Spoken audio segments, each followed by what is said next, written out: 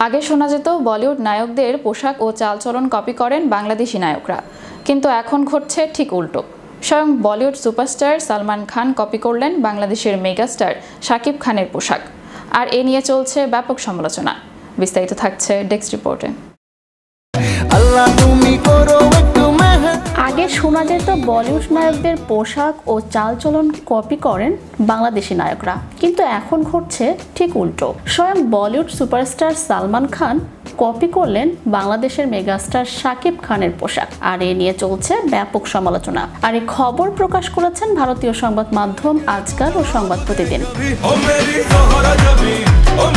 রবিবার প্রকাশিত খবরে বলা হয়েছে, সালমান খানের সিকান্দার ছবি সম্প্রতি মুক্তি পাওয়া জোহরা জাবিন গানটির ভিডিওতে তার লুক এবং নাচের সঙ্গে 2023 সালে মুক্তিপ্রাপ্ত বাংলাদেশি নায়ক শাকিব খানের ছবি প্রিয়তমার কোরবানি কোরবানি গানের দৃশ্যের মিল খুঁজে পেয়েছেন নেটিজেনরা।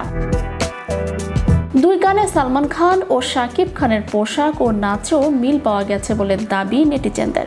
অনেক নেটিজেন বলিউডের সৃষ্টিশীলতার অভাব নিয়ে সমালোচনা করেছেন, যদিও সালমান খানের ভক্তরা এই অভিযোগকে ভিত্তিহীন বলে উড়িয়ে দিচ্ছেন। প্রকাশিত খবরে বলা হয়, একজন নেটিজেন মন্তব্য করেছেন, কি দিন আসলো, এখন বাংলাদেশিকেও নকল করতে হচ্ছে। অন্য একজন ব্যঙ্গ করে লিখেছেন, বাহ, ভাইজান তো বাংলাদেশি সিনেমা অনেক দেখেন, তাই না?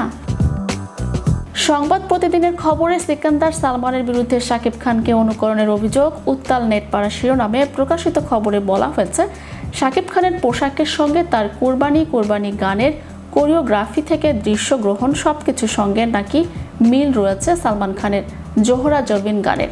আর এই তুলনা টেনেই ক্ষোভে ফেটে পড়েছেন অনেকেই। সিকান্দার এর পরিচালনা করেছেন AR মুরুগাদোস। ছবিতে ভাইজানের বিপরীতে অভিনয় করেছেন রাশমিকা মান্দানা ও কাজল আগারওয়াল। 30 মার্চ বড় পর্দায় মুক্তি পাচ্ছে ছবিটি।